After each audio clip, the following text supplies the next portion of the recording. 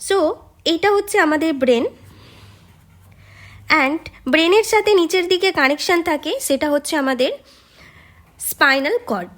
ওকে, এবার এই যে ব্রেন অ্যান্ড স্পাইনাল কর্ড, এই টোটালটাকে আমাদের বলা হয় সাধারণত সিএনএস, সেন্ট্রাল নার্ভাস সিস্টেম। এবার এই যে সেন্ট্রাল নার্ভাস সিস্টেম, এই সেন্ট্রাল নার্ভাস সিস্টেমের চারপাশে থাকে আমাদের বিভিন্ন অর্গ্যান।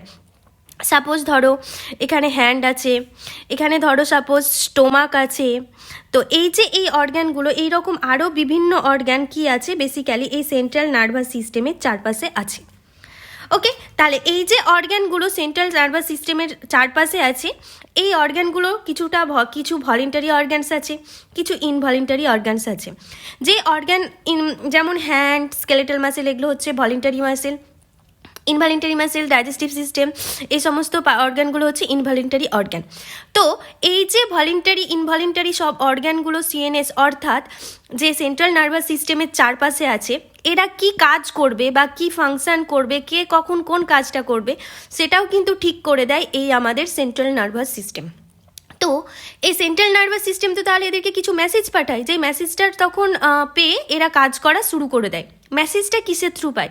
কোনো হোয়াটসঅ্যাপের থ্রুও পায় না, কোনো ইনস্টাগ্রামের থ্রুও পায় না, কোনো টেলিগ্রামের থ্রুও পায় না, বা কোনো মেসেঞ্জারের থ্রুও পায় না। তাহলে আসে কি করে মেসেজটা?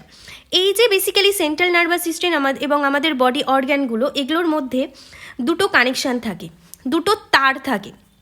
একটা তার দিয়ে অর্গ্যানগুলো থেকে সেন্ট্রাল নার্ভাসের কাছে মেসেজ আসে, আর একটা তার দিয়ে সেন্ট্রাল নার্ভাস কি করে, আমাদের সিএনএস থেকে কি হয়, মেসেজ অর্গ্যানগুলোর কাছে যায়। এই রকম প্রত্যেকটা অর্গ্যানের সাথে দুটো করে কানেকশান থাকে, দুটো করে তারের মতো কানেকশান থাকে। ওকে, তো এই যে তারের মতো কানেকশানগুলো দুটো করে আছে বেসিক্যালি, এগুলো প্রত্যেকটা অর্গ্যানে আছে। তোমরা দেখতেই পাচ্ছ যে এগুলো প্রত্যেকটা অর্গ্যানে আছে।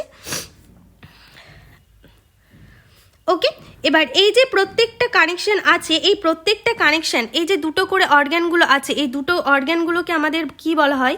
এগুলোকে বলা হয় নার্ভ। আর এই রকম প্রত্যেকটা নার্ভ একসাথে অ্যাটাচড হয়ে তৈরি হয় আমাদের এই যে নার্ভগুলো, প্রত্যেকটা নার্ভ একসাথে অ্যাটাচড হয়, অর্থাৎ যে সার্কেলটা তৈরি করছে সেটাই হচ্ছে কি, পিএনএস, পেরিফেরাল নার্ভাস সিস্টেম। আর দেখি কিছু কিছু নার্ভ যেগুলো ভলেন্টারি অর্গানের সাথে কানেকশানে আছে, এবং কিছু কিছু নার্ভ যেগুলো ইনভলেন্টারি অর্গানের সাথে কানেকশানে আছে।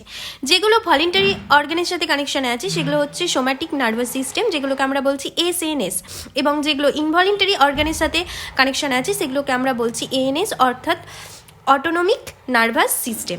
এই যে বেসিক্যালি নার্ভগুলোর থ্রু মেসেজ যাচ্ছে, এই নার্ভগুলোর আলাদা আলাদা নাম। যে নার্ভটার থ্রু সাধারণত মেসেজ সেন্ট্রাল নার্ভাস সিস্টেমের কাছে আসছে, সেই নার্ভগুলোকে আমরা বলবো এএনএফ, অর্থাৎ অ্যাফারেন্ট নার্ভ ফাইবার। আর যেই নার্ভের থ্রু সাধারণত সেন্ট্রাল নার্ভাস সিস্টেম থেকে মেসেজ অর্গ্যানগুলোর কাছে যাচ্ছে, চলে যাচ্ছে, দূরে যাচ্ছে, তাহলে আমরা সেই নার্ভগুলোকে বলবো এফারেন্ট নার্ভ ফাইবার।